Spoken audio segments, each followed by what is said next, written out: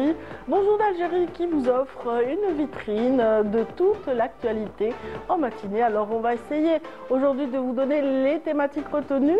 En l'occurrence, donc on va parler de sport avec Riyad Belkhadi tout à l'heure. Les rubriques sont nombreuses dans cette matinale. Je citerai la rubrique dédiée à l'histoire par Hassan Arab, mais également celle consacrée au patrimoine par Samira Hadj Ammar. Et puis, en ouverture de cette émission, nous aurons le droit à une interview, celle de la matinale. Elle est donnée par M. Yazid Ait Mahiddin à son invité, Abdelkarim Berki, qui est directeur général de la Chambre de l'artisanat et des métiers donc, à Milan. Donc aujourd'hui, nous aurons l'occasion aussi de retrouver notre nutrithérapeute Agnès Rir, qui avait commencé à nous parler d'obésité et d'excès de poids. Donc aujourd'hui, elle continue à nous donner les conseils justement et les meilleurs voilà, comment dire, recommandations liées à la perte de poids et aussi à l'élimination de ce fléau qu'on appelle l'obésité. Fella Benour, quant à elle, dans la rubrique Jalia des aides, recevra aujourd'hui Amel Touhami. Elle est ophtalmologiste et entrepreneur. Donc voilà, bien sûr, il y aura, tous ces passages seront ponctués par des reportages tout aussi intéressants les uns que les autres. Alors on va sans plus tarder commencer justement cette émission. On la débute comme d'accoutumé avec un point météo et les nouvelles du ciel sont données ce matin par Amel Laribi. C'est parti.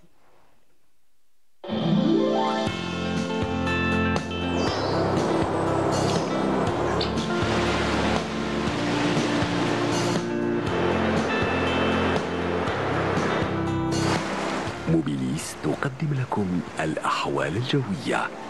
موبيليس، معا نصنع المستقبل. Bonjour, bonjour Amel. Bonjour Radia. En forme ce matin? Bah vraiment. Quoi? Il y aura du soleil. Il y a un petit sourire. En plus, il est magnifique votre sourire. Merci. Voilà. Je préfère. On aimerait un peu de pluie quand même. Oui, la pluie, elle arrivera. Non, mais aujourd'hui, la carte... Elle arrivera, on est en décembre bientôt, donc ça viendra avec décembre. Les neiges sont en Europe, donc automatiquement, la vague de froid va nous atteindre tôt ou tard. Hein. Ça ne sera pas tout de suite. Bon, alors, on va faire la prière pour ça. Inch'Allah, Inch'Allah. Merci Amel, merci Amel, allez-y, les cartes vous attendent. Merci Radia. Bonjour à tous et bon réveil. Eh bien, pour aujourd'hui, Météo Algérie prévoit un temps printanier sur les régions nord avec un ciel généralement dégagé d'ouest en est, que du soleil. Après dissipation bien sûr de brume vers les hauts plateaux du centre et de l'est. Et à noter des vents forts près des côtes centre également, c'est pratiquement toutes les régions de l'ouest. La moitié sud, eh bien, on aura un ciel souvent voilé à localement nuageux vers Tindouf, avec possibilité de quelques pluies par endroits en matinée. Puis le ciel restera progressivement dégagé vers l'après-midi. Ailleurs, rien à signaler, le ciel restera dégagé à partiellement voilé. Et à noter des flocons de sable tout au long des frontières algéro-maliennes, le Sahara central, le Hégard et le Tassili. Eh bien, comme je vous l'ai dit tout à l'heure, les températures vont remonter sensiblement au nord avec toutefois un maximum de 25 degrés du côté d'Alger, 24 à Annaba, 19 degrés à Relizane, Chlef et Mascara, 22 Tizi Ouzou, Galma, 19 Batna, 15 degrés du côté de Djelfa, 14 à Al-Biyad. Au sud, eh bien, on relèvera 22 degrés à Béchar, 21 à Gardaya, 25 à Biskra, 29 degrés à Elizi, 26 Tamanrasset, 28 à Janet, 31 à Tindouf, 28 à 29 degrés à Drar, Insalah et Timimoun et le maximum cette fois-ci à Bodj Bedji Mokhtar, Ingezem avec 33 degrés. La mer aujourd'hui, eh bien, elle se montrera peu agitée sur les côtes ouest, centre et est, avec des vents faibles sur les côtes est qui varient entre 10 et 20 km/h et les vents seront de secteur sud. Également de secteur sud sur les côtes ouest et centre. Les vents par contre seront forts sur le centre, 30 à 50 km/h et 10 à 30 km/h sur les côtes ouest. On va faire un petit tour cette fois-ci du côté de l'Amérique du Nord où le temps restera plutôt nuageux à Montréal. Quelques pluies prévues à Vancouver également. principalement en Californie. Dégagé à peu nuageux, Dallas, New York, également Washington et Miami. Côté Mercure, eh bien, on relèvera 4 degrés seulement à Montréal, 6 à Vancouver, 12 à New York, 24 à Miami, 17 en Californie et le maximum cette fois-ci à Dallas avec 25 degrés. Voilà, je vous retrouve tout à l'heure juste après le journal télévisé de midi et d'ici là, très très bonne matinée.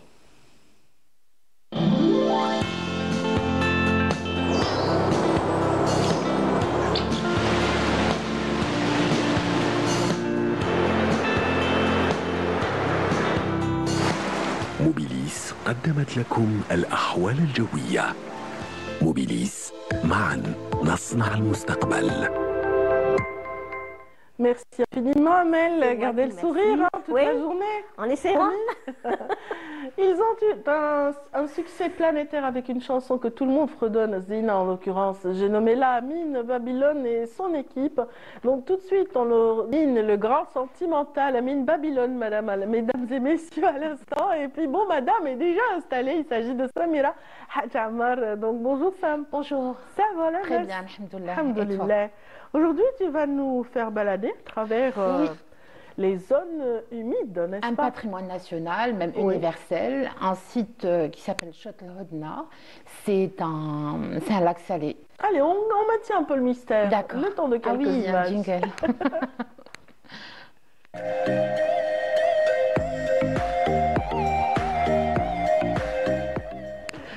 Voilà, donc écume et patrimoine, c'est parti pour parler de Chott El Hodna. Chott El Hodna, l'Algérie d'abord possède énormément de chott, de lacs, de ruisseaux, de sources d'eau. Elle est entourée elle est bordée par 1600 km d'eau, de côtes. Donc l'eau en Algérie, il y en a beaucoup et il y en a de toutes sortes. Et elle en a beaucoup. Mais l'appellation Chott, Chott. Elle est venue d'où, Chott?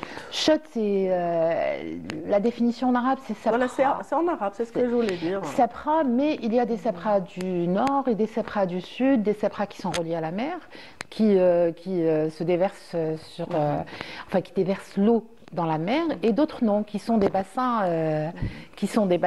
on va dire fermés. Dans les eaux proviennent principalement on va arranger le micro. Oui, j'étais en train de te faire un petit signe pour te dire, voilà, déplacer les cannes. D'accord. Voilà, juste on avance vers la gauche, comme ça, pour ne pas toucher le micro, dans le collier. Ah, le collier. C'est mon collier du sud, de Tamanrasset. Dans l'autre sens. Dans l'autre sens, d'accord. Voilà. Après avoir ajusté le collier, on peut y aller maintenant. Donc, le lac salé, donc Chott El Hodna. Le Hodna, c'est à Msila, dans la wilaya de Msila. Est-ce qu'on dit Hodna ou Hodna? Hodna. En français, on ne prononce pas le H, mais en arabe, Hodna, bien sûr, qui veut dire sérénité. C'est un lac salé localisé. Alors, ce genre de lac est localisé principalement en Algérie et en Tunisie. En Afrique du Nord, c'est les seuls pays qui en ont.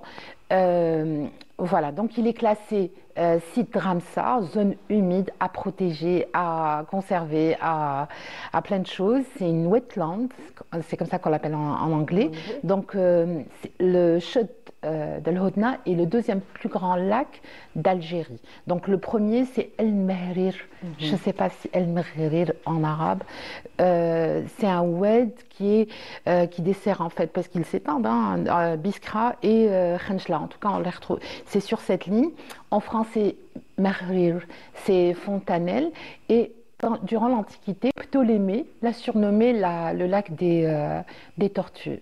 On a vu l'image, c'est vrai que c'est très très beau. Peut-être qu'il y avait des tortues en masse là-bas. Oui, alors pour le Chott El Hodna qui est localisé à Msila, il est à 150 km de la mer.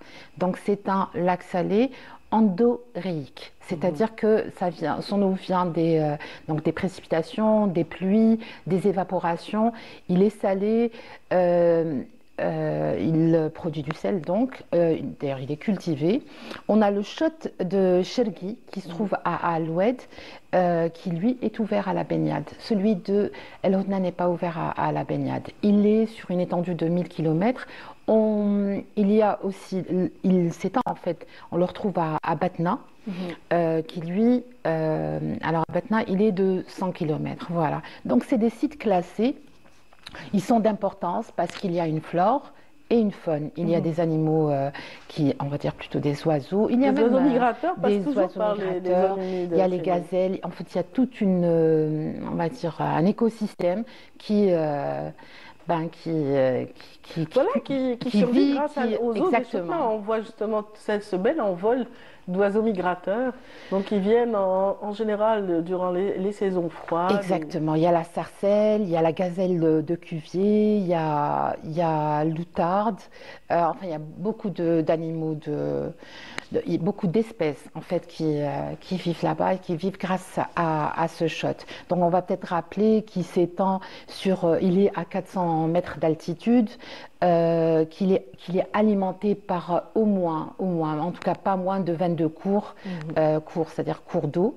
Voilà. Donc il se met en eau uniquement en hiver. Il est sec et salé en été. Voilà.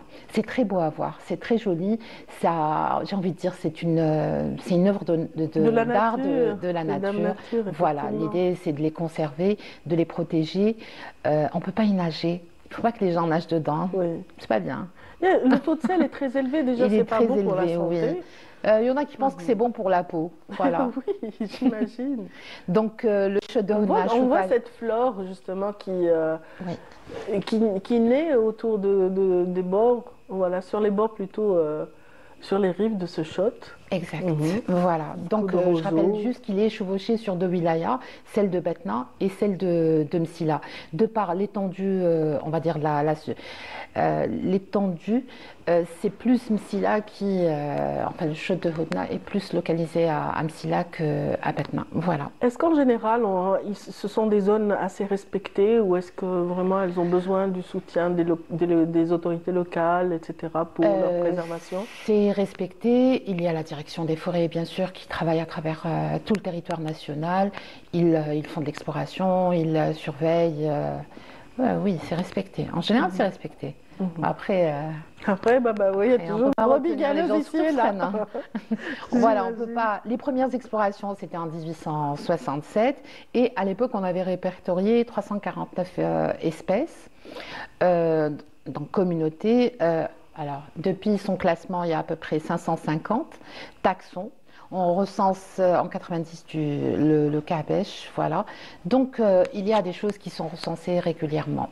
Voilà, alors moi, j'aime beaucoup cet ouvrage. C'est un ouvrage qui a été, on va dire, édité par la direction des forêts avec le soutien financier de World Fund for Nature. On le voit ? Je ne sais pas si on le voit. Oui, il est à l'image. C'est un atlas des zones humides algériennes classées Ramsar. Un beau livre. C'est un très beau livre. Voilà. Les photos, les images. Oui, toutes les images, toutes les, on va dire, statistiques, la répartition à travers le pays, les espèces, tout ce qu'il y a à savoir en altitude, en longitude. Il y a les séphrètes, il y a, enfin voilà, tous les cours d'eau, tous les lacs, tout ça qui est répertorié. Voilà, donc c'est un ouvrage à avoir. Absolument. Voilà. Donc l'Atlas des zones humides algériennes, classé Ramsar. Merci. Merci beaucoup. Merci beaucoup, Samira. Je dis merci, mais peut-être qu'il y a encore des choses à raconter. Quand on va du côté de Msila, c'est pas très loin de Boussaada, à peu près une quarantaine de kilomètres. On peut s'arrêter quand les oiseaux migrateurs, quand le temps s'y prête, on peut s'arrêter pour admirer ce chef-d'œuvre de la nature. J'espère que voilà, ça continuera à intéresser beaucoup de curieux. En tout cas, le lac de Tonga, à Tarf, lui attire beaucoup de comment dire, de passionnés de la nature qui viennent justement pour l'observation de ces canards sauvages qui viennent pendant cette saison et de toutes ces espèces animales qui viennent passer un moment chez nous avant de poursuivre leur périple. Chemin, exactement. Oui. Il est important que justement ces cours d'eau demeurent, résistent au temps surtout et à la main de l'homme pour que justement ces animaux ne disparaissent pas parce qu'ils ne reviendraient pas. Ce sont des escales importantes parce qu'elles ont...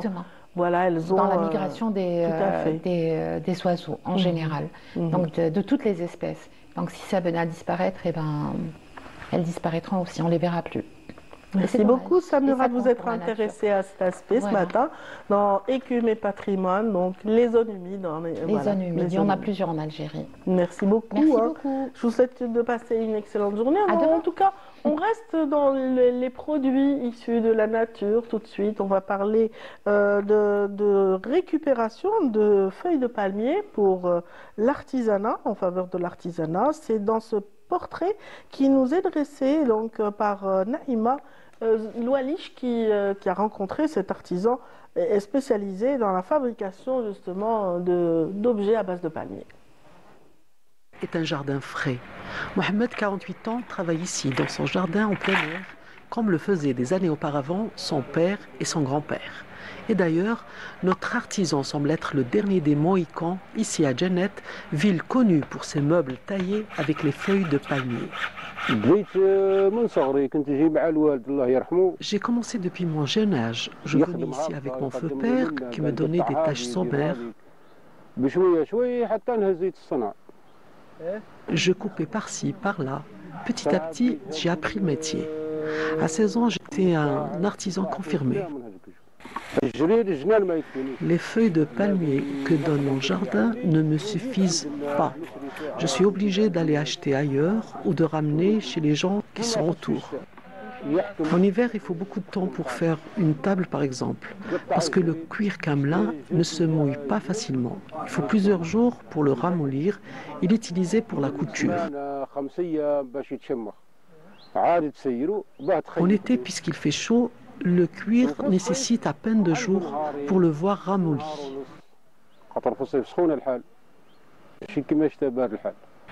Pour leur donner une forme plus régulière, notre artisan chauffe un peu les palmes courbées avant de les couper, les trouer et en rattacher les bouts à l'aide d'un fil en cuir molli des jours durant dans une mare d'eau. J'ai beaucoup de clients à Djennet et à l'extérieur. Ils viennent de partout me commander des meubles. Je travaille aussi par téléphone. Les campings, les hôtels et les autres structures me passent également commande.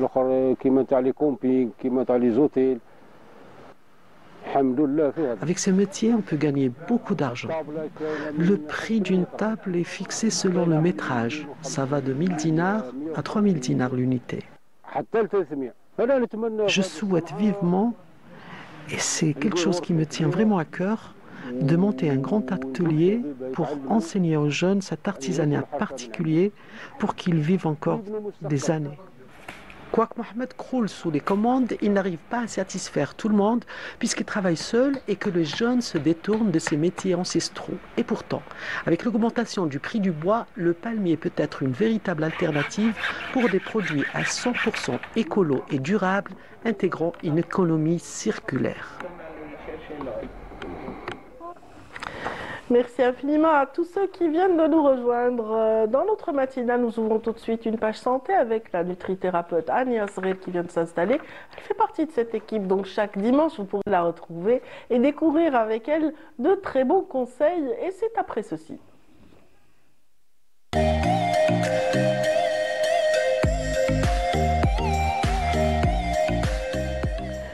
Agnès Ray, bonjour. Bonjour Nadia. Ça va ce matin? Ça va, merci. Ça va et vous? Oui, ça va. J'ai pris un bon petit déjeuner bien salé, comme vous aviez recommandé la dernière fois. Pas de sucre. On a banni le sucre depuis quelque temps au petit déjeuner. C'est l'idée. Donc voilà, c'est dire que la semaine dernière, on avait amorcé donc, la discussion autour de l'obésité et de la prise de poids. exactement. On a parlé de l'obésité. Qu'est-ce que l'obésité? Nous avons déjà parlé de la masse maigre et de la masse grasse, que ce n'est pas seulement l'indice de masse corporelle. On a aussi parlé des risques de l'obésité qui sont liés, qui sont les conséquences. Plusieurs pathologies viennent de l'obésité et du surpoids d'ailleurs. On a parlé aussi de comment se forme ce tissu adipeux un petit peu partout dans le corps et les dangers de l'obésité, surtout du tissu adipeux autour de l'abdomen. Voilà. Et on avait parlé aussi de la prise en charge, mais aujourd'hui on va détailler cette prise en charge un peu plus. On va aller voilà, crescendo. Et de qu'est-ce qu'il faut, quels sont les compléments de cette prise en charge, car elle est multidimensionnelle. Voilà. Oui, parce que c'est une masse graisseuse qui est assez tenace, difficile à éliminer quand elle atteint un certain seuil. Et donc, la prise en charge doit être vraiment étudiée. Étudiée par qui déjà? Qui doit-on voir quand on est obèse? On doit voir son médecin généraliste et aussi un nutritionniste, un nutrithérapeute, de préférence un médecin nutrithérapeute pour avoir une prise en charge plus globale. Pourquoi? Parce que lorsque on commence une prise en charge d'un patient qui est obèse, on va faire d'abord un bilan sanguin. Et là, on va chercher tout ce qui est diabète, tout ce qui est hypercholestérolémie, tout ce qui est hypertension artérielle. On va chercher les pathologies. Oui, s'il y a un déséquilibre hormonal, exactement. C'est vraiment un bilan qui est assez large et qui va viser toutes les pathologies qui peuvent être les conséquences de cette obésité ou de ce surpoids. Et justement, si une de ces pathologies est décelée, elle va être prise en charge. Chaque pathologie va être prise en charge à part entière. C'est-à-dire au premier stade, d'abord on essaye d'installer un diagnostic, puis après, d'abord attaquer, cibler la maladie en cours. Exactement. D'accord, très bien. Ensuite, il va falloir voir si le patient est prêt pour commencer ce régime. C'est-à-dire qu'il va falloir l'informer de l'importance de ce régime et de faire le choix d'un régime adapté à cette personne, car il y a plusieurs types de régimes et il faut expliquer aux patients que c'est un engagement. Car les erreurs qui sont souvent faites par les personnes qui ont un surpoids, pas forcément une obésité, c'est de commencer un régime, de commencer à avoir à peine quelques kilos qui sont en train de baisser sur la balance et de se dire je n'ai pas besoin de revenir vers mon nutritionniste, mon nutrithérapeute ou mon médecin, je vais tout simplement continuer ce régime-là alors que ça peut être dangereux. D'ailleurs, on avait... Je vais parler d'une expérience, si vous le permettez, personnelle. Il y a quelques années, j'avais pris du poids, donc suite à une thérapie, des médicaments qui m'avaient un petit peu fait enfler. Et donc, qu'est-ce que j'ai fait? Donc, j'ai pris les conseils d'un nutrithérapeute et en cours de régime, une petite entorse. Je me suis dit, ça ne va pas se ressentir. J'avais pris 2 rondelles d'ananas. D'accord. Je me suis dit, ça c'est rien. En 5 jours, pourquoi? C'est rien. J'arrive, je passe sur la balance et le poids n'était pas celui qui avait été prévu par le médecin. Mais vous avez triché. Voilà. Donc le médecin peut découvrir là c'est un petit peu extrême, je trouve. mais je trouve qu'il faut quand même... Vous avez fait quelque chose. Normalement, en principe, nous serions déjà à tel poids. Et puis finalement, non. Je pense que vous avez triché un petit peu plus que ça. Non, sur 2 rondelles. Mais peut-être le moment où je les ai prises n'était pas adéquat. Exactement. Voilà. Mais il y a des gens, justement, des personnes qui vont au-delà de ça. C'est-à-dire que vraiment, ils prennent le régime. On avait parlé du régime cétonurique, par exemple. Il y a aussi le régime hypocalorique. Il y a le régime hyperprotéique. Il y a une longue liste de régimes. Donc, il va falloir faire un choix du régime le plus adapté à cette personne. Très bien. Et d'ailleurs, comme je disais, un régime cétonurique par exemple ou un régime hyperprotéique, la phase d'attaque ne doit pas dépasser 1 semaine. Sinon, ça va être dangereux même pour les reins car il y a trop de protéines, ce n'est pas une assiette qui est équilibrée. Et la personne va continuer, va se dire je prends que des protéines, alors que ce n'est pas des sportifs. Ils ont une dépense énergétique qui est normale de monsieur tout le monde. Donc ils vont prendre que des protéines, ils vont abîmer leurs reins à force.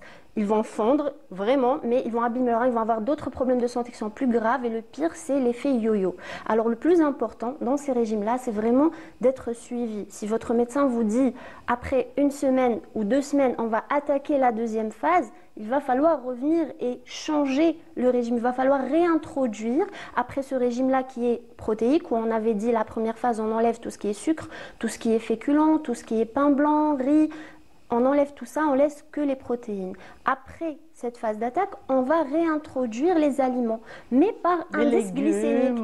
Exactement. Mais nous allons commencer par des aliments à indice glycémique bas, car la teneur en sucre d'un aliment, ça aussi c'est une idée reçue, on croit qu'un aliment qui a le même taux de sucre qu'un autre a le même indice glycémique. Or c'est faux. L'indice glycémique, c'est la rapidité à laquelle le sucre passe dans le sang, qu'il est absorbé plus rapidement qu'un autre aliment qui a peut-être la même teneur en sucre. Voilà, par exemple, on donne un exemple, les lentilles ou la pomme de terre, on va voir que peut-être le taux de sucre est le même dedans, mais l'indice glycémique des lentilles est plus faible, beaucoup plus faible que celui des pommes de terre qui est élevé. C'est copieux voilà. quand même une pomme et de terre. Et ça, c'est lié aussi à la teneur en fibres qui fait que l'indice glycémique est plus bas.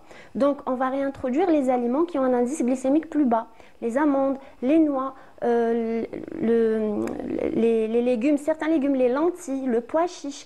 On va éviter tout ce qui est pommes de terre, tout ce qui est patates douces, tout ce qui est miel, même s'il a des effets positifs. Encore une fois, il alcalinise le corps, par exemple, il est anti-inflammatoire, etc. Mais en alimentation, en nutrition, chaque aliment peut avoir des bienfaits et des méfaits. C'est en fonction de ce que l'on recherche à telle ou telle étape du régime. Absolument. D'où l'intérêt, justement, du suivi. Voilà. Il y a aussi une autre erreur. Aujourd'hui, c'est les idées reçues, surtout sur l'obésité et la prise en charge de l'obésité. Il y a une autre erreur, c'est que les personnes vont penser, par exemple, vous avez une amie qui a un régime, elle a suivi ce régime, tout va bien, elle a perdu du poids, c'est une bonne prise en charge. Vous allez vouloir forcément copier un petit peu ce régime. Voilà, on lui demande son régime et on essaie de aller chez un nutritionniste qui, malheureusement, applique un petit peu un copier-coller. Ça, c'est pas du tout une bonne chose d'ailleurs. Et là, vous allez être vite découragé. Pourquoi? Idem pour les traitements médicaux, c'est-à-dire certaines personnes font de l'automédication en se disant voilà, ma soeur a pris tel traitement, je vais faire pareil. Voilà. Non, chaque personne, voilà. Chaque personne a des besoins spécifiques, mais pas seulement. Il s'agit aussi des goûts, car en nutrithérapie, on prend en considération les goûts de chacun. Quand vous faites votre menu, quand vous préparez, vous élaborez un menu pour le régime, la suite du régime de ce patient qui souffre d'obésité, vous allez intégrer les aliments justement à indice glycémique bas pour les réintroduire en fonction des goûts de cette personne. Si cette personne n'aime pas tel ou tel aliment et vous allez les réintroduire après une petite privation, ça va faire plus tard un effet yo-yo, ça va faire un dégoût, ça va rendre le régime, la prise en charge beaucoup plus difficile. Et donc c'est très important l'aspect personnalisé de la prise en charge. Oui, parce que dès la fin de la prise en charge, on se remet aux anciennes habitudes et du coup, voilà, vous parliez d'effet yo-yo, tout revient. Toute la masse graisseuse qu'on a éliminée risque de revenir d'un seul coup et beaucoup plus vite peut-être. Si on prend un régime drastique, surtout que la leptine qui est l'hormone de la satiété, elle est sécrétée lorsque on apporte assez de calories. C'est-à-dire que si on espace trop les repas, si on se prive, si on a trop faim, c'est la gréline qui va faire l'effet de la faim. C'est-à-dire c'est la gréline qui est une hormone de la faim, qui est sécrétée par la paroi de l'estomac, qui va envoyer le signal au cerveau pour avoir cette sensation de faim. Et qu'est-ce qui aide à sécréter la leptine, qui est l'hormone de la satiété, qui va envoyer au cerveau un signal comme quoi on n'a plus faim. Ce qui aide, c'est avoir un bon sommeil, 7 heures de sommeil. Les dernières études ont montré que le sommeil est très important pour perdre du poids. Donc, c'était une idée reçue, comme quoi les flemmards avaient plus de poids, mais c'est vraiment un bon sommeil de qualité. C'est l'activité physique, c'est très important. C'est le fait de lutter contre le stress et c'est aussi d'avoir une assiette équilibrée, un bon apport calorique, ne pas avoir des repas trop espacés, ne pas avoir cette sensation de faim ou de privation. Voilà, merci beaucoup Ania Sorir pour ces conseils concernant la prise en charge de l'obésité.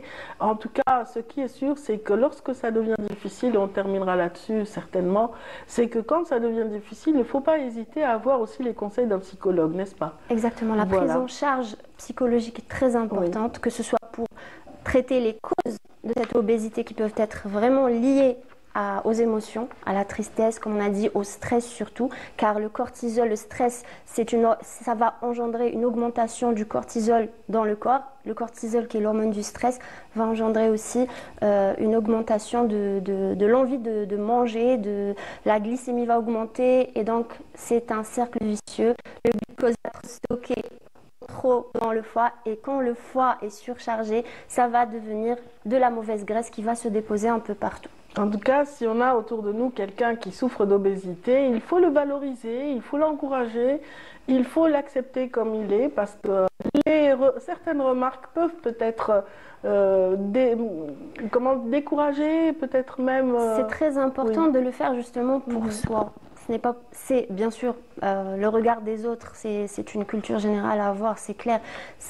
Mais il faut vraiment le faire pour soi. C'est-à-dire que si on perd du poids, si on veut être mince, c'est pour avoir un poids de forme, c'est pour se sentir plus léger. En bonne santé pour également. Se sentir en bonne santé, pour éviter toutes ces maladies-là.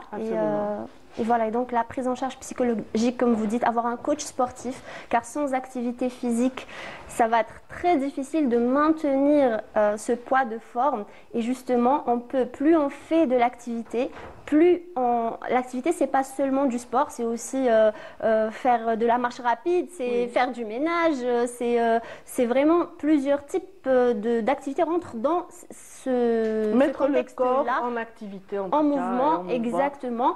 Et plus on a cette activité physique qui est là, plus on peut se permettre justement d'augmenter un petit peu plus ses calories, de se faire plaisir de temps en temps. Et c'est très important de ne pas ressentir de frustration. Il faut juste savoir quand se permettre cette petite gourmandise, quand se permettre... c'est des habitudes à instaurer et à garder vraiment au long cours. Voilà, et ça aide à éliminer en ciblant les zones quand on fait du sport pour accompagner son régime. Pour la musculation. Merci, voilà. Merci infiniment Agnès Rire. Je rappelle que vous êtes médecin, nutrithérapeute et que vous êtes là tous les dimanches pour ceux qui ne le savent pas. Avec plaisir. Voilà, à très bientôt. À très bientôt. Et puis pour ceux qui sont avec nous dans un instant, nous allons parler de l'artisanat et des métiers. C'est dans la rubrique de l'invité de la matinale avec Yezidet Mahidine après ceci.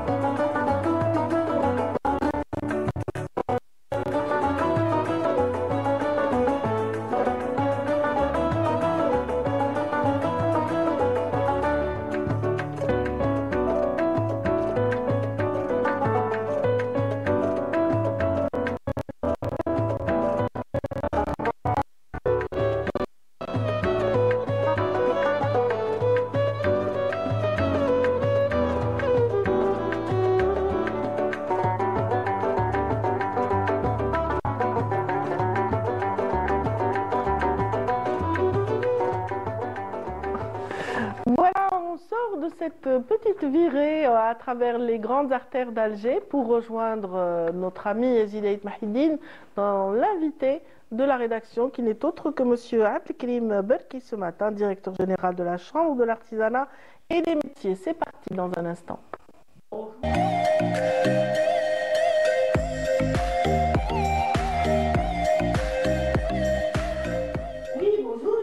Bonjour Radia, bonjour Signor Abdelkrim Berki, direttore della Camera della dell'artigianato. Artigianato. Pour commencer en italien, puisque notre invité de la matinale n'est autre que M. Abdelkrim Berki, directeur général de la Chambre nationale de l'artisanat et des métiers. Bonjour. Oui, je suis algérien. Et puisqu'on va parler de la foire de Milan, Artigianato in Fiera. Donc aujourd'hui, l'Algérie est l'invité d'honneur pour cette foire de Milan. Est-ce que vous pouvez nous parler des derniers préparatifs pour faire immersion dans ce grand rendez-vous de l'artisanat? Très bien, bonjour tout le monde. Donc déjà, vous avez un accent très parfait par rapport à l'italien et même la tenue vestimentaire. Merci beaucoup. Tout y pour être italien voilà. ce matin. Donc, comme vous l'avez bien dit, l'Algérie est l'invité d'honneur dans cette édition. C'est une édition un peu particulière pour nous. Elle n'est pas venue comme ça, donc il y a un travail qui a été fait auparavant. Donc nous avons eu à participer déjà à 5 reprises successivement. Notre participation a connu un parcours, si je peux utiliser le terme, ascendant. Donc on a commencé petit en 2018 et chaque année on gagne un peu de terrain. Et en marge de l'édition de l'année dernière, donc nous avons comme ça réfléchi à une idée un peu osée, si on peut utiliser le terme. Donc on a proposé à nos homologues italiens de faire de l'Algérie l'invité d'honneur de l'édition 2028-2024. Donc une idée qui a tout de suite été adoptée par nos homologues. Donc finalement ils n'attendaient que ça. Parce que nos produits étaient prisés, notre produit était très attractif. Notre participation, malgré que, c'est-à-dire la taille n'était pas importante, mais la qualité y est. Donc, nos amis ont tout de suite accepté l'idée.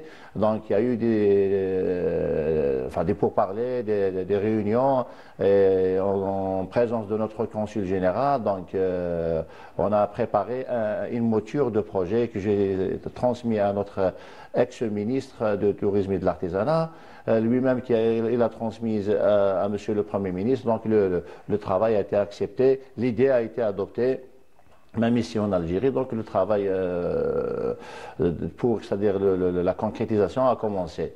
Voilà globalement comment est venue l'idée. Et cette année, on est invité d'honneur avec 1000 mètres carrés, avec pratiquement 70-80 artisans participants, avec certains segments qu'on va c'est-à-dire expliquer tout à l'heure. Donc, parce que pour être invité d'honneur, il faut répondre à certains critères, à certaines conditions. Donc, on parle là de la taille de participation, superficie, nombre d'artisans. On parle aussi de certains segments qui doivent être présents. Donc, nous avons en plus de l'artisanat qui est à la part de Lyon, parce que c'est la foire de l'artisanat en Italie, à Milan. Donc nous avons la participation du tourisme, la participation de la culture et du culinaire, de la gastronomie algérienne. Donc on va développer, on va essayer de voir... Donc cette 28e édition donc, de la foire de Milan, donc verra un petit peu la synergie entre l'artisanat, le tourisme, la culture et la durabilité. Je pense que la présence de l'Algérie traduit en fait toute cette synergie. Exactement, donc on va participer en tant qu'Algérie, pas en tant qu'artisanat, donc on va promouvoir la promotion, la destination Algérie avec tous ces segments, avec toutes ces composantes. Donc c'est pour ça qu'il y a un travail de synergie qui a été déjà travaillé, c'est-à-dire en amont, et on ira proposer une image de l'artisanat, une image du tourisme, une image de la culture algérienne et du patrimoine, et une image de notre produit du terroir, une image de notre culinaire, donc une image complète de l'Algérie que j'espère attractive pour justement promouvoir cette destination algérienne tant prisée. Donc, si vous voulez qu'on parle un peu des objectifs tracés par rapport à cette participation, par rapport à tous ces efforts de part et d'autre.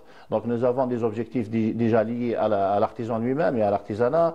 Donc ça permet à nos artisans qui vont être présents là-bas de c'est-à-dire d'échanger avec leurs homologues du monde entier. Nous aurons la participation de près de 3000 entreprises émanant d'une centaine de pays. Donc c'est une opportunité pour nos artisans de se mesurer à leurs homologues et de voir un peu l'état de l'artisanat ailleurs et de voir un peu, c'est-à-dire essayer de voir les points forts et les points faibles de notre artisanat, de nos artisans à nous, et ça ne fera que booster le segment de l'artisanat et ça ne fera que, c'est-à-dire avancer.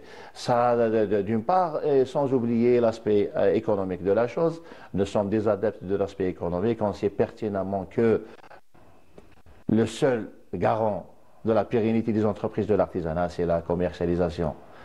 L'artisan, s'il veut pérenniser son entreprise, s'il veut persévérer dans son travail, s'il veut continuer à préserver le patrimoine, l'identité et tout ce qui va avec, il doit gagner son pain par le biais de la commercialisation de ses produits. Donc c'est une aubaine pour nos artisans d'écouler leurs marchandises, de les vendre, sachant que nous avons pratiquement chaque année, nous enregistrons près d'1 million de visiteurs émanant c'est-à-dire du monde entier. Donc c'est une aubaine, comme je viens de dire, à nos artisans d'écouler. Oui, en plus, je m'excuse, cet événement donc, qui commence du 28 du 30 au 8 décembre, il y a aussi une plateforme numérique avec des adhérents qui dépassent les 1 800 000 adhérents, ce qui permettra à nos artisans de non seulement faire la promotion de leurs produits et puis commercialiser dans la durée leurs produits. Exactement. Donc déjà, en tant qu'invité d'honneur, nous avons doté nos homologues italiens d'une armada de contenu promotionnel. C'est-à-dire qu'ils ont déjà commencé le travail, à partir du 15, ils ont commencé le travail pour promouvoir, c'est-à-dire pour lancer des vidéos, des photos de tout ce que nous sommes en train de faire dans l'artisanat. Donc déjà, ça permet un peu une bonne visibilité. Et puis nous avons des plateformes dédiées à l'artisan pour qu'il puisse écouler, vendre sa marchandise ici en Algérie, même ailleurs. Donc même au niveau de la Chambre nationale de l'artisanat, nous n'avons pas attendu que cet événement. Nous avons des conventions avec beaucoup c'est-à-dire de plateformes, beaucoup de détenteurs de plateformes de commercialisation, beaucoup de start-up c'est-à-dire qui préparent des marketplaces pour nos artisans pour qu'ils puissent écouler, vendre leurs marchandises avec le moindre effort. Avec la technologie actuelle, nous avons même signé des conventions avec c'est-à-dire les fournisseurs de services c'est-à-dire de vente online, c'est-à-dire carrément les livreurs de marchandises depuis l'artisan jusqu'au consommateur, soit ici en Algérie, même ailleurs. Donc ces plateformes-là que propose cette foire donc, sont aussi une opportunité pour nos artisans, pour les exploiter, pour vendre leurs produits à la durabilité comme vous venez de citer. C'est aussi une fenêtre sur la création, sur le design et sur la mode. Et l'Algérie est dotée en fait de tout les pépinières de la création artistique. Et puis il y aura sûrement un défilé de mode par rapport à cet événement. Il y en aura. Donc, pas plus tard qu'hier, on a pratiquement tout préparé avec une association qui travaille justement, c'est-à-dire une association algéro-italienne, l'association Team GAD. Donc, nous avons une dame qui excelle dans ce domaine-là. Donc, il y aura des défilés de mode pour montrer un peu notre capacité en termes de mode, en termes de design. On peut joindre l'utile à l'agréable, c'est-à-dire on peut être dans nos traditions, dans nos mœurs, dans notre identité, mais avec une touche de design qui permet l'accessibilité au marché international. Donc nous avons des stylistes qui vont présenter le produit algérien d'une manière, c'est-à-dire très convenable. Et puis un message très fort aussi pour dire que, par exemple, je cite à titre d'exemple, le kaftan est algérien, pour dire que le sheddat el-msania est algérien, pour dire que le burnous est algérien. Nous avons des problèmes avec certains pays qui sont en train de proclamer tout ce qui est algérien pour dire que c'est leur produit à eux. Donc là, c'est une opportunité pour nous de montrer nos produits. Et puis donc, pas mal de produits sont classés par l'UNESCO. Exactement, justement. C'est-à-dire la présence du ministère de la Culture, qui sont à saluer d'ailleurs, sont là pour apporter la preuve tangible que les produits que je viens de citer sont algériens. Donc, ils vont montrer que ces produits-là sont classés au niveau de l'UNESCO avec une exposition qui met en relief tous les produits qui sont inscrits au niveau de l'UNESCO, à commencer par le caftan, c'est-à-dire passant par l'IMSAD, et c'est-à-dire il y a plein de produits qui sont c'est-à-dire répertoriés au niveau de l'UNESCO. On va les montrer au monde entier et on va dire que nous avons tout ça, c'est-à-dire qui appartient à l'Algérie. Les artisans dans cette foire de Milan font aussi appel à tous les Algériens établis en Italie, dans les villes limitrophes, pour venir en masse, participer et faire communion avec les Algériens artisans qui sont là pour présenter le produit algérien. Très bien, on dirait que vous avez lu carrément notre programme, donc vous anticipez d'une manière, c'est-à-dire très parfaite par rapport à ce que nous avons prévu de faire. Donc nous avons la journée de l'Algérie le lendemain, c'est-à-dire le 1er, on va justement rencontrer la diaspora algérienne établie en Italie, tout entière, pas uniquement à Milan. C'est une diaspora très très organisée. J'ai eu à le toucher, c'est-à-dire à plusieurs reprises. C'est une diaspora qui est très organisée. Donc on va faire appel à eux par le biais de notre consul général. Ils seront là avec nous, c'est-à-dire lors de l'ouverture officielle le 30. Et le premier, nous aurons la journée de l'Algérie, donc on va créer un climat convivial avec une dégustation, avec des troupes folkloriques, avec un défilé de mode, comme on vient de citer tout à l'heure. Donc il y aura des discussions, il y aura des discussions avec les gens de tourisme. Peut-être que ça va permettre à notre diaspora de connaître mieux leur pays, son pays plutôt. Ça va permettre à notre diaspora de connaître un peu les potentialités en termes d'investissement. Nous avons avec nous la NFT qui est spécialisée dans l'investissement touristique, donc ils pourront avoir des informations. Et puis ça va créer ces liens conviviaux entre les Algériens établis en Italie et les artisans, et même la délégation algérienne qui va être avec nos artisans. Donc c'est un climat convivial. Il y aura même le dernier jour une journée d'études dédiée complètement à ça. Ça sera un peu plus technique que le premier jour. Ça sera technique, il y aura des conférences, il y aura des débats pour justement mieux promouvoir la destination algérienne, que ce soit pour notre diaspora algérienne et même pour les Italiens, c'est-à-dire les Italiens carrément. Signor Abdelkrim Berki, grazie. Grazie mille. Merci beaucoup, merci pour cette opportunité qui m'est offerte pour justement mettre en relief toute la participation, et une participation importante puisque l'Algérie sera l'invité d'honneur en Italie.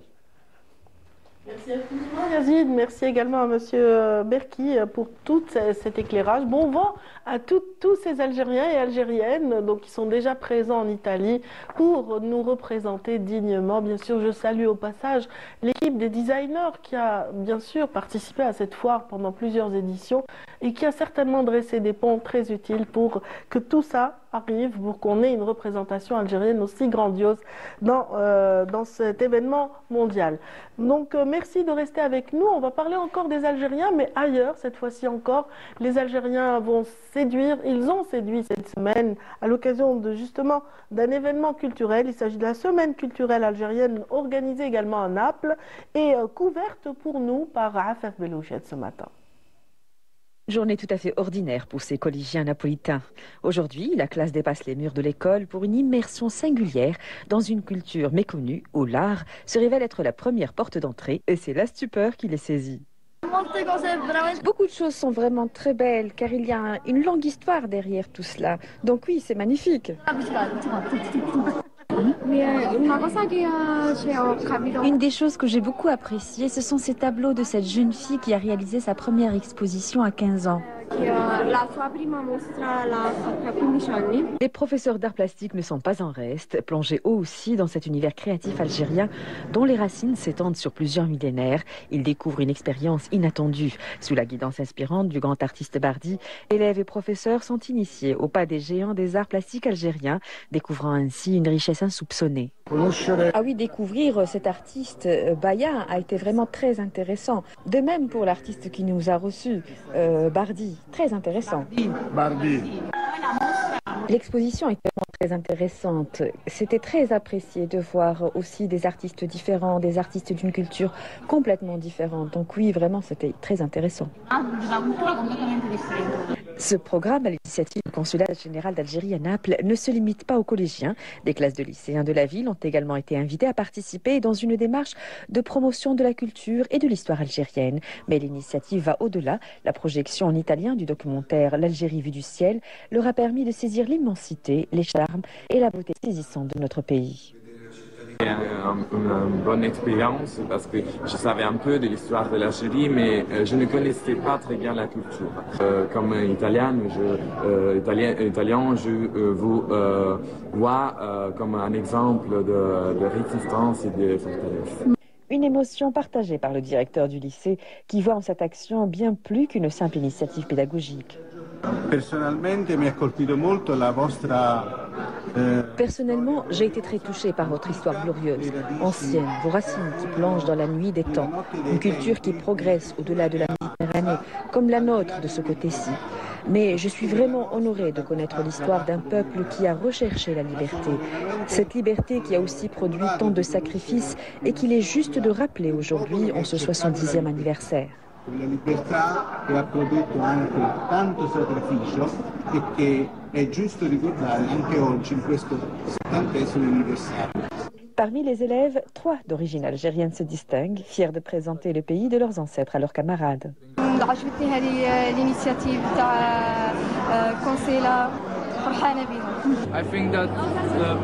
Je pense que les gens ici sont intéressés par l'Algérie. Moi, quand mes camarades d'école me posent des questions, ça se voit qu'ils sont intéressés. Une initiative remarquable par son originalité et sa richesse qui s'inscrit pleinement au service de la promotion de l'Algérie, de son histoire et de ses valeurs, tout en s'ouvrant au grand public italien jusqu'à dimanche prochain. Et dans ce compte-rendu de Ataf Belhouchet, justement, vous avez dû remarquer le portrait de l'émir Abdelkader. On enseigne l'histoire de ce grand homme d'État, celui qui a conçu et justement donné naissance au premier État algérien moderne. Donc on en parlera dans un instant dans l'espace consacré à l'histoire, celui de Hassan Arab. C'est juste après ceci.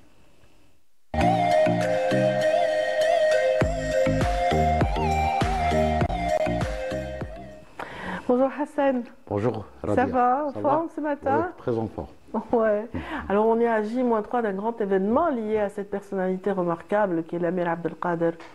Exactement, le 27 novembre 1832, sous un arbre, un frêne, Derdara en arabe. Derdara, oui, voilà. On l'appelle comme ça. L'émir Abdelkader, alors âgé de 24 ans, à peine 24 ans, va réunir les principales tribus de l'ouest algérien, les Bani Amr, les Bani Mihajar, les Bani Sokran et d'autres tribus, là, toutes les tribus, pour justement demander l'allégeance, parce que c'était à sa demande. Il fallait une allégeance, il fallait une moubaïa pour qu'elle accepte de mener la résistance contre l'envahisseur. Voilà, c'était la manière d'avoir cette légitimité à l'époque. Voilà. C'est une légitimité.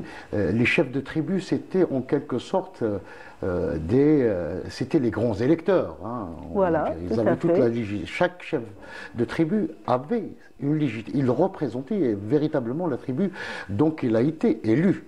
Donc plus qu'une allégeance, c'est une élection à la tête de la résistance. Donc c'est la première Moubaya. Parce qu'il y en a eu quand même plusieurs. Il va y avoir une deuxième Moubaya. Quelques mois plus tard, c'est le 4 février 1833.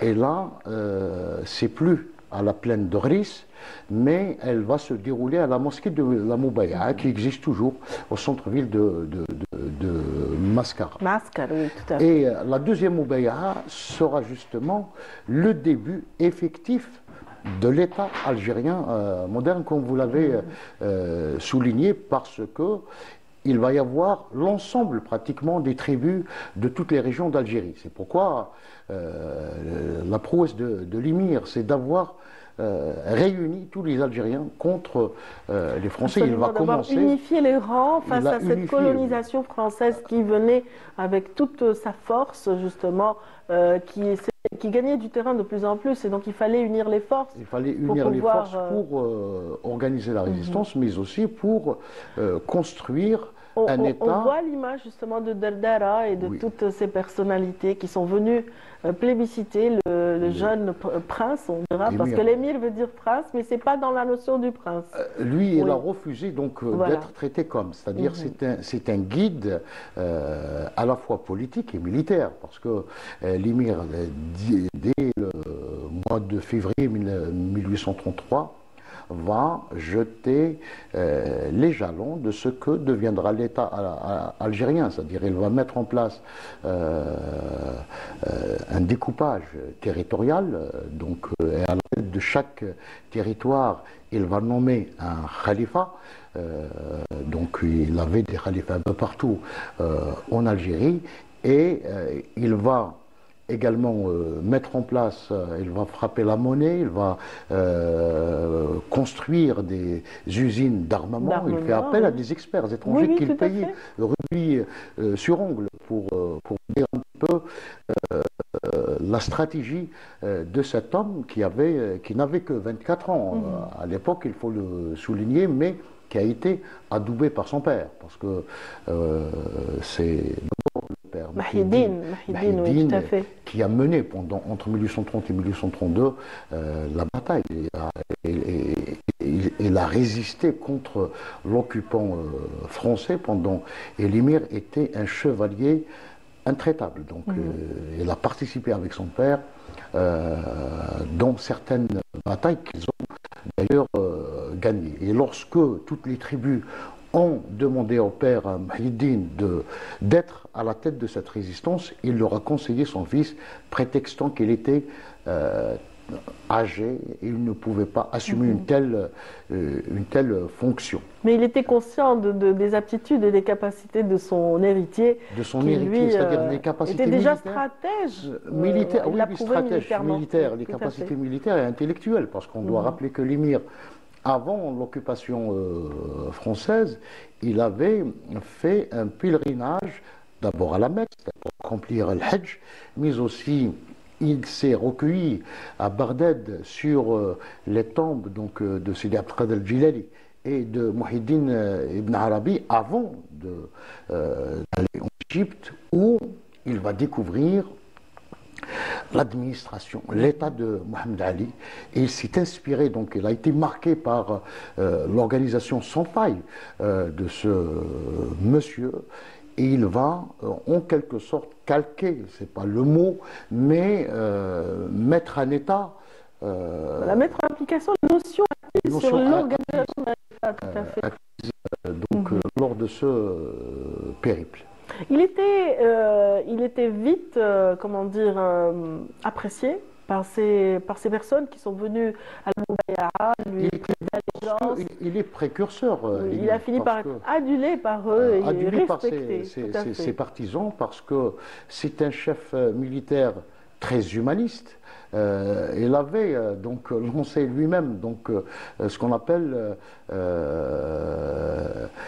par rapport au traitement des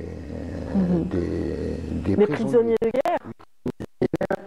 Exemplaire c'est lui qui avait lancé bien avant la convention de Genève. Donc il refusait à ce qu'on touche à ces prisonniers. Il est traité d'une excellente manière. Et tenez-vous bien, les Français, quand ils récupéraient, à chaque fois qu'il y ait un échange de prisonniers, et ben, les militaires français, ils sont tout de suite renvoyés en France pour qu'ils ne racontent pas le traitement dont ils ont fait objet au moment de leur détention chez l'émir Abdelkader.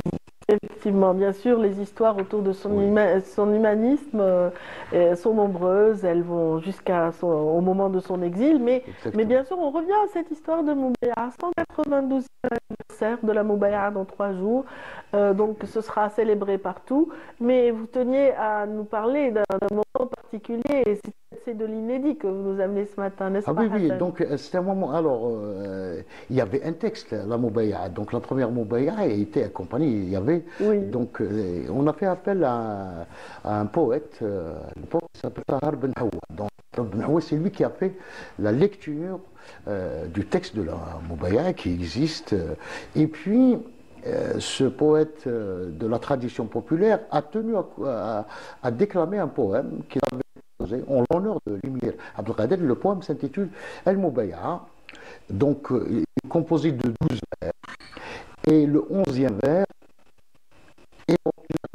donc la Moubaïa, il dit Na'touk Mayna Fik al-Qid min al-Qab Nbayouk b'ta'a wal yaqin, pour vous dire que respect dont il jouissait l'émir, et c'est une parole qui venait donc d'un poète très très populaire à l'époque.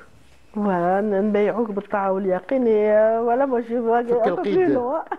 Na'touk Mayna Fik al-Qid min al-Qab Nbayouk b'ta'a wal yaqin. J'adore la poésie populaire, c'est magnifique. En tout cas, voilà, c'est la première fois qu'on découvre cet aspect avec vous, Hassan. Merci de nous permettre de rappeler cette date historique dans l'histoire de la résistance algérienne par l'émir Abdelkader et tous ces... Malheureusement, on tient juste à souligner quelque chose d'important. Parce qu'après 15 années de résistance, son répit, et après 15 années de construction, l'émir a été victime donc d'une grande trahison. Donc d'ailleurs, une trahison qu'il a lui-même dénoncée dans un courrier qu'il a adressé au roi égyptien à l'époque, où il accuse le roi du Marzen à l'époque de l'avoir trahi et d'être servile au service de l'ennemi français à l'époque. Le même roi, Moulay Abdelrahman, avait exécuté un émissaire donc, de l'émir. Il lui a envoyé, c'est Bouhamidi, donc l'un des khalifas les plus importants de l'émir. Il l'a envoyé donc au niveau de la cour pour discuter d'un certain nombre de problèmes, et il a été exécuter ce qui était contraire aux pratiques diplomatiques déjà à l'époque. Et la deuxième trahison donc, de Moulay Abdelrahman, c'est d'avoir, après avoir signé le fameux traité de Tanger, qui stipule que les Marocains doivent pourchasser l'émir et le combattre avec toutes les forces, ce sultan a mis en place une armée pour combattre l'émir, une armée de 5000 hommes, a essayé vers 1843, de s'attaquer au campement de l'émir sur les berges de la Moulouya. C'était d'ailleurs la frontière naturelle entre l'Algérie et le Maroc. Elle se trouve aujourd'hui sur le territoire marocain. Et puis l'émir, toujours intelligent, il avait fait face à cette attaque en écrasant donc cette armée de Moulay Abdelrahman avec donc une ruse extraordinaire. Il a enduit les chameaux, un certain nombre de chameaux donc de l'huile, et l'on a fait donc des torches vivantes. Ils ont attaqué le campement qui voulait l'attaquer. Voilà donc quelques aspects. C'est dire un petit peu encore le stratège qui était l'émir Abdelkader, qui méritait cette escale. Merci beaucoup à Hassan Arab. Merci. Donc, on ferme cette page d'histoire. Merci infiniment. On vous retrouve dimanche prochain. À dimanche prochain. Également, donc pour une autre page d'histoire. Et sans plus tarder, nous ouvrons tout de suite la page qui est consacrée à Djelia DZ. C'est avec Fella Benour après ceci.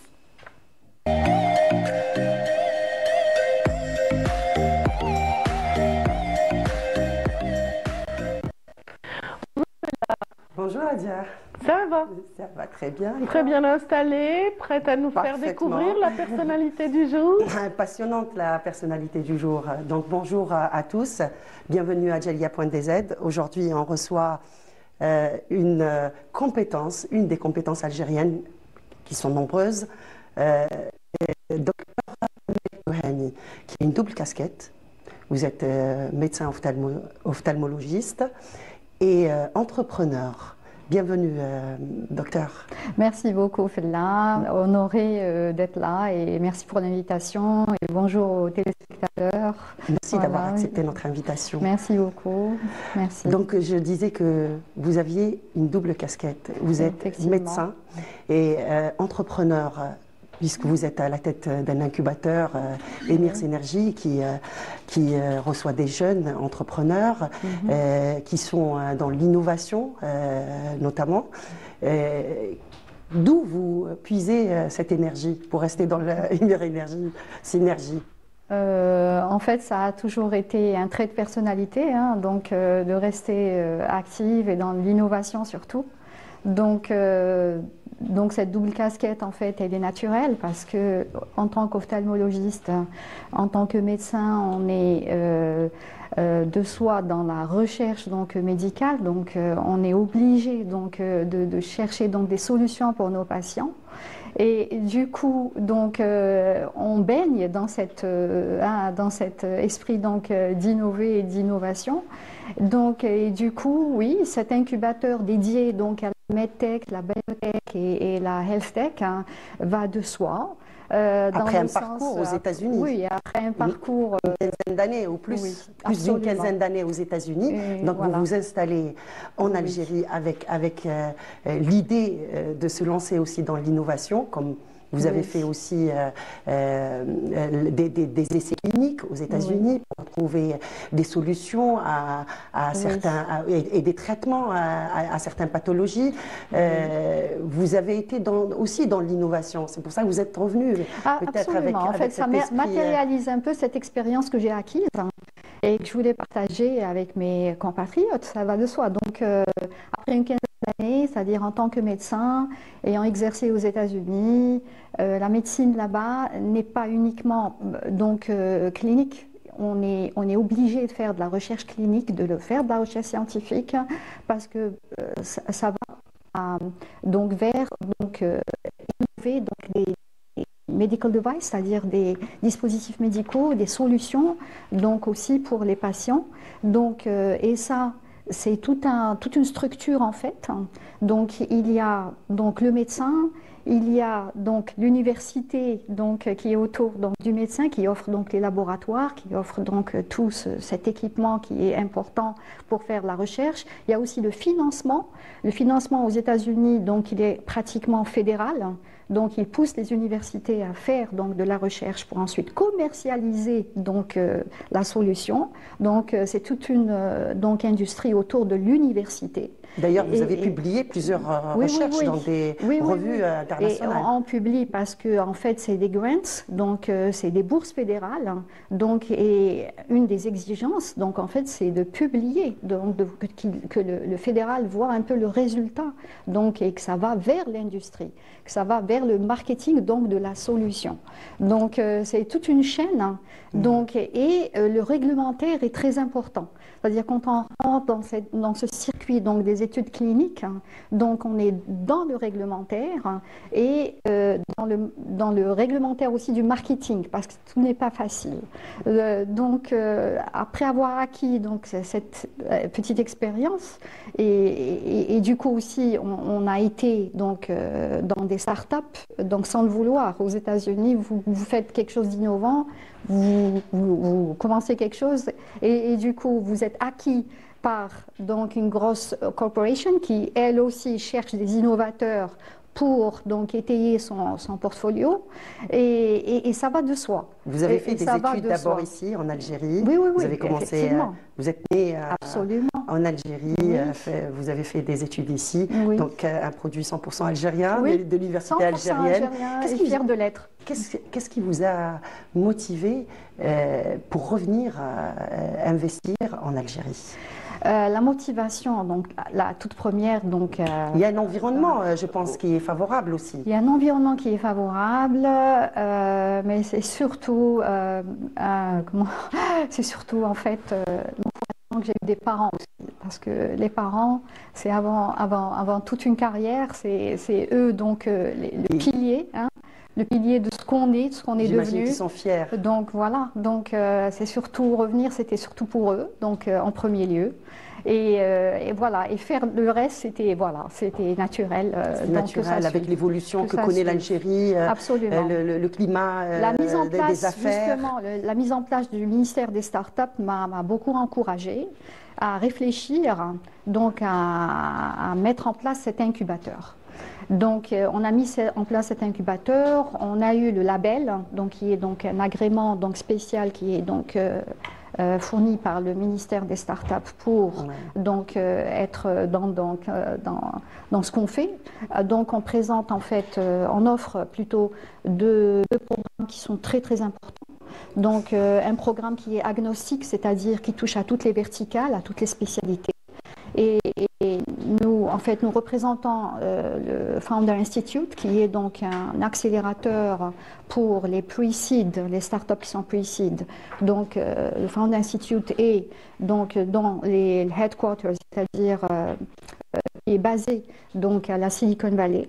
Donc c'est des recrutements qui se font par an, c'est des cohortes donc annuelles. Vous avez des partenaires? Oui, les mentors sont américains, algériens, internationaux. Comme M. Rahmoun, par exemple. Oui, c'est des experts, donc voilà, des experts, des investisseurs qui aident en fait les startups à structurer leur idée. Donc jusqu'à être donc fondé un jour, c'est-à-dire à pouvoir donc aspirer à être financé par des angels, donc soit par des comme M. Rahmoun, le groupe de Casbah Business Angels, ou bien donc nous dans la Silicon Valley on a tout un network donc de venture capitalists, c'est des investisseurs qui ne cherchent qu'à investir. Comment voyez-vous les perspectives, docteur la matière grise y est. Donc, on a vraiment des jeunes qui ont des idées extraordinaires. Vous en avez reçu beaucoup, d'ailleurs. Oui, beaucoup. Et qui n'aspirent qu'à être bien entourés, bien épaulés pour développer, en fait, Ils sont créatifs, en plus. Très, très créatifs, très créatifs. Et d'ailleurs, les mentors américains qu'on a donc, dans le programme étaient très, très surpris. Et on nous avait dit aussi qu'on avait, donc, on avait épaulé plein de start-up parce que, en fait, c'est international, le programme. Donc, ils coachent des start-up qui sont en Europe, aux États-Unis, un peu en Asie. Et l'Algérie, pour eux, c'était quelque chose de nouveau. Donc, et là, ils ont découvert et ils ont été très surpris. Très surpris. D'énergie et très, très surpris. Ils nous ont dit, bon, c'est des idées, c'est des choses qu'on n'a pas vues ailleurs. Donc, ça encourage quand même. Et puis, les passerelles aussi qui sont entre notre communauté, nos compétences à l'étranger et nos compétences. Et parce qu'il y en a beaucoup. Il faut rendre hommage aussi aux compétences locales qui sont extraordinaires. Ces ponts et ces passerelles aussi donnent ou boostent cet élan de développement. Et d'ailleurs, on invite toute la diaspora à participer à ce programme, parce que ce n'est pas uniquement donc, fait pour les startups locales, mais aussi pour notre diaspora à l'extérieur, des gens qui pourraient avoir des idées pourraient participer à ce programme, qui lui est international de toute façon. Donc, et aussi, on fait appel aussi à tous les experts qui pourraient être là et nous entendre, experts, investisseurs, qui pourraient être intéressés à booster cet écosystème qui est vraiment nascent, mais qui est là. Donc, et qui est bientôt, qui fait partie bientôt donc, des plus gros écosystèmes africains.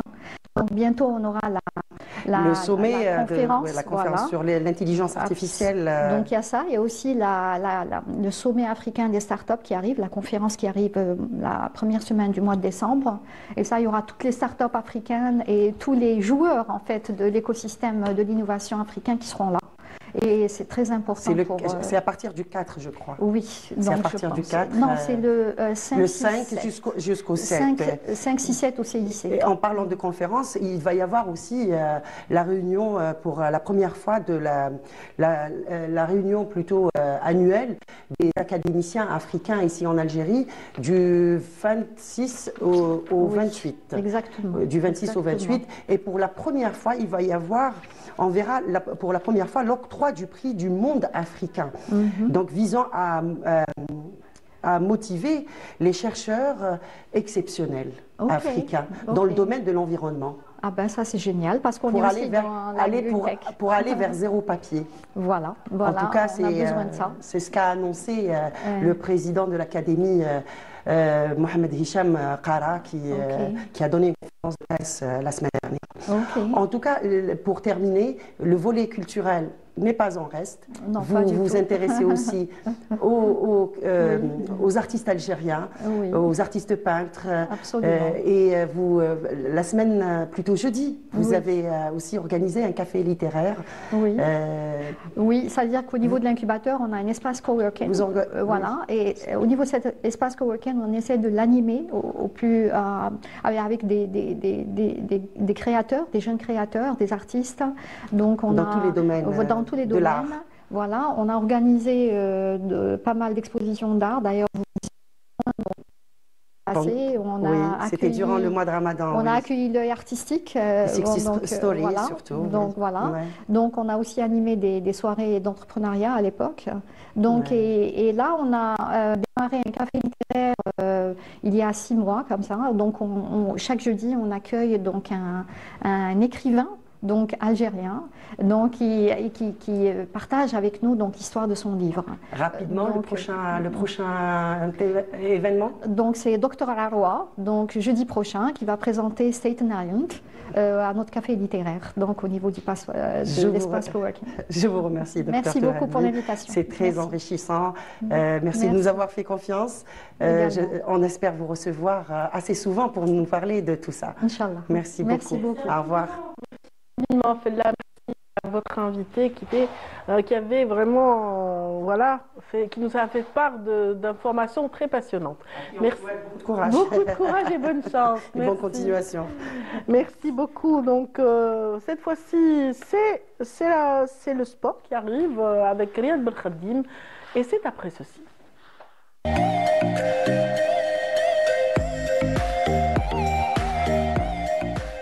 Bonjour Riyad. Bonjour Nadia. Ça va? Très bien, et vous? Ça va. Vous faites toujours vos footings? Franchement, ce week-end, non. Franchement, ce week-end, non. Pourtant, il a fait beau. On pensait qu'il allait... beaucoup plus assidu que nous, en tout cas. Il y a eu beaucoup de vent. On pensait qu'il allait pleuvoir, mais pas de footing ce week-end. Pas de footing ce week-end. On a été studieux. On a travaillé ce week-end. Très bien. Vous avez suivi justement la Ligue 1, donc tous les matchs qui ont justement été organisés ce week-end. On va y revenir avec vous tout de suite, c'est bien ça? Ligue 1 et Ligue 1, on va donc vous donner tous les résultats aujourd'hui, mais on va commencer par une bonne nouvelle. Elle nous vient de la sélection nationale militaire de football qui a remporté hier une médaille d'or, la médaille d'or du tournoi de football, bien évidemment. C'était face à son homologue du Cameroun. Le score du match, c'était 1-0. Donc en finale du tournoi de football des Jeux africains militaires qu'abrite Abuja au Nigeria. Une finale pour cette seconde édition.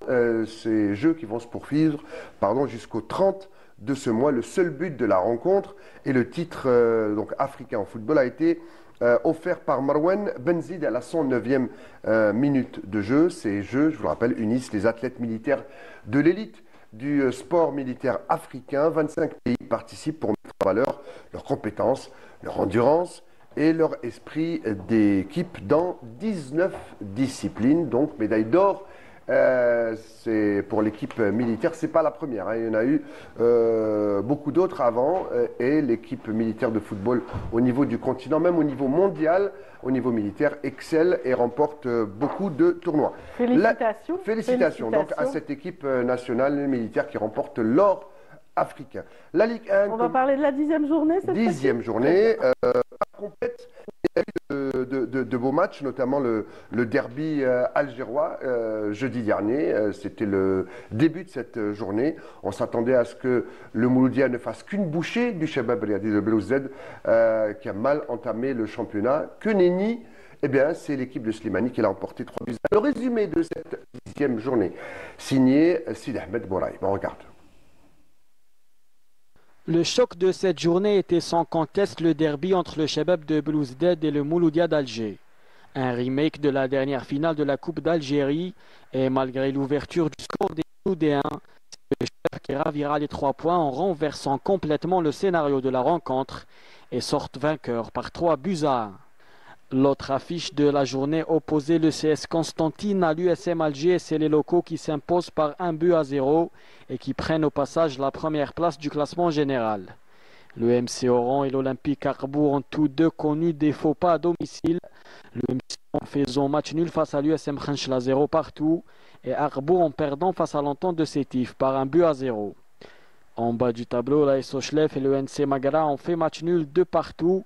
Match nul également cette fois-ci sur le score d'un but partout entre l'Espérance de Mostaganem et la JS Saoura avec une sublime égalisation des locaux en fin de match.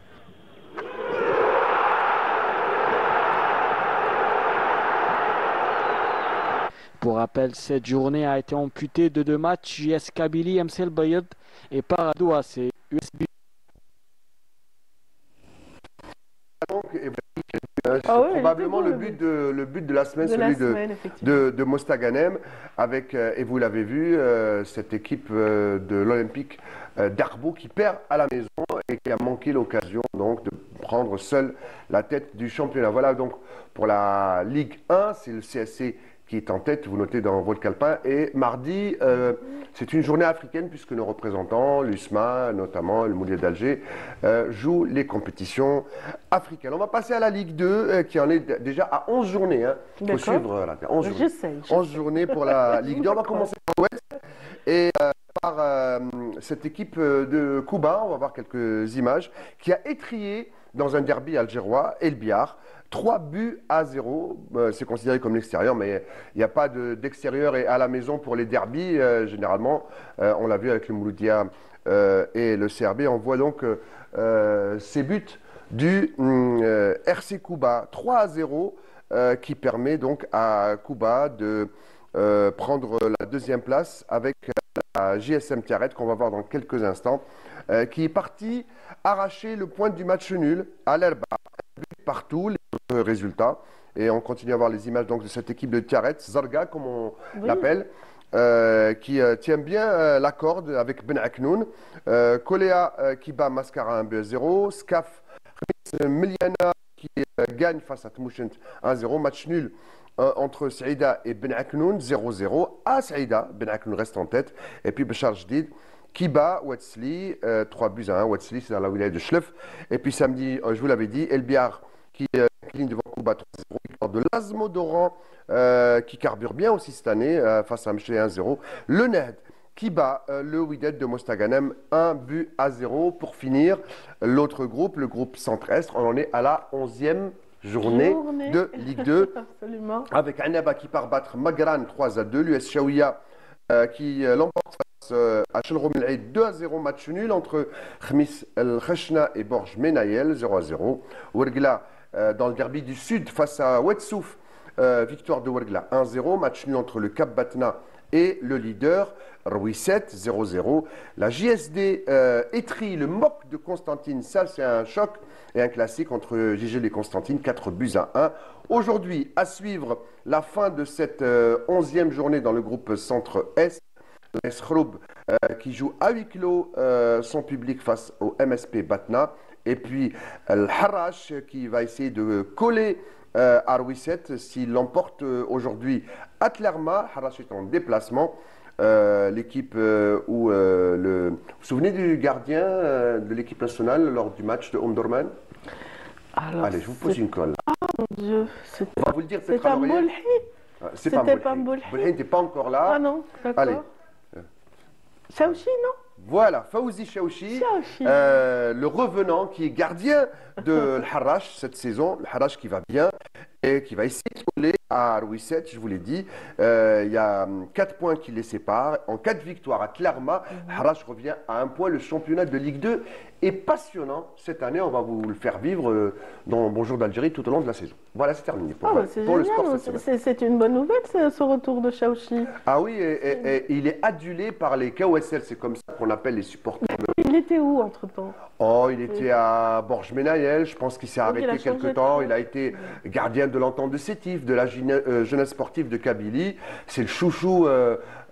J'ai revu il y a quelques jours les images de ce match Algérie-Égypte et il était sur un nuage ce jour-là, parce que sans lui, je pense qu'on ne serait pas allé en Coupe du Monde en Afrique du Sud. C'était Kanfin Haro, comme on dit. Absolument, il était bien dans ses baskets ce jour-là, en parlant justement de sportifs. En tout cas, Chaouchi, bon vent, et puis bon vent à toutes les équipes qui vont s'affronter tout au long de la saison. Pourvu qu'on vive une saison passionnante et que le meilleur l'emporte. Que les meilleurs l'emportent, où qu'ils soient, donc en toute compétition, on dira. Merci infiniment pour ce résumé, Riyad. Merci à vous et merci à vous tous. On se retrouvera dimanche prochain. Inch'Allah. Inch'Allah, avec grand plaisir. Donc bonne semaine. Et bonne semaine à tous ceux qui viennent de nous rejoindre. Voilà, c'est déjà la fin pour cette édition de Bonjour d'Algérie. J'espère que vous avez apprécié les invités qu'on vous a proposés et les thématiques. Donc on vous souhaite une excellente fin de journée et à demain, Inch'Allah.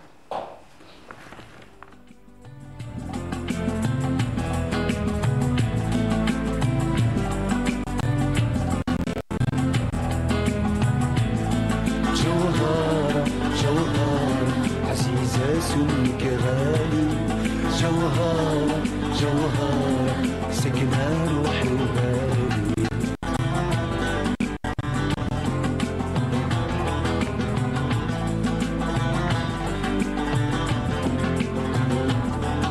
طير الغنون شيعة في كل مكان شحال شفت برد من لقيت زينك في مكان تمنيت صوت يا الغالي يا غيرك ما يا حلالي